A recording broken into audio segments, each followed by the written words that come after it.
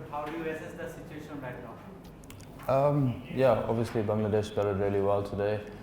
Conditions got a little bit better, if I'm honest, with a slightly used ball, but I think we still are ahead. We've obviously, Bangladesh have a lead, and we've got 3 wickets more to go. So obviously, if we can restrict them as much as possible, but I still feel we're in the pouncing seat, considering that the good work that we did with the bat in our first innings.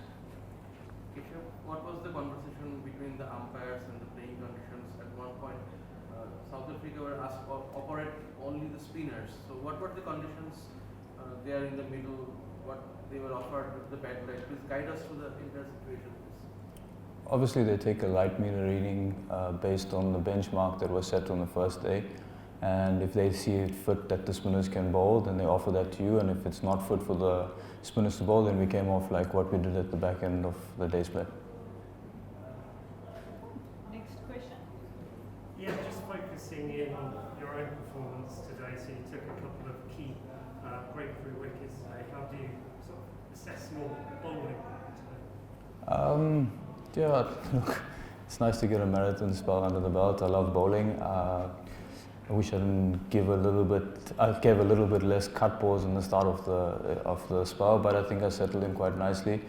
Like I said, when the ball got a little bit older, there wasn't much reacting from the wicket, so I tried to keep it as tight as possible. Any further questions? Yeah. 6 down for 112. Obviously you had that 90-run cushion. So do teams take a bit of, do they take their foot off the pedal for a while and then you come back, or you kept trying to get wickets in that? No, I think yesterday was probably a day that we went a little bit searching, if I'm honest, and then we got the 3 wickets, and I think Mehdi and Zakir Ali played really well. We threw everything at them, and yeah, I don't think it was a case of us taking our foot off the gas. I think they played really well, and you must take credit towards the batters in that situation. Keshav, when you landed in Bangladesh, you called Tamim to know about the wicket. And if it's true, can you elaborate the whole story? Yeah, I just sent Tamim Bhai a message. I've got a good relationship with him, obviously playing in the BPL.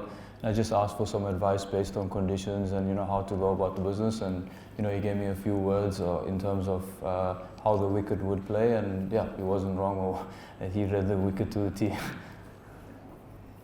Keshav, I think a bit surprised that wicket actually got better after the first day. And what sort of target you were comfortable to change in the position? No, not at all. I think when I first saw the wicket, it seemed very much like our Durban wicket that we play on at Kingsmead. It was quite hard. Obviously, there'll be variations of turn as the game goes on, but I think, with a little bit of moisture in the air and the constant rolling, it has got a little bit better, especially once that shine comes off the ball. Look, ideally, we would like to restrict Bangladesh to 100 or below, but it's important that we start well in the morning and then assess from there. Last question. Keshav, you bowled 24 overs in a spell and then 10 overs spell. What was the reason behind it? Is it because of the lack of options? Sorry, can you repeat that? You bowled 24 overs in a spell and then 10 overs spell.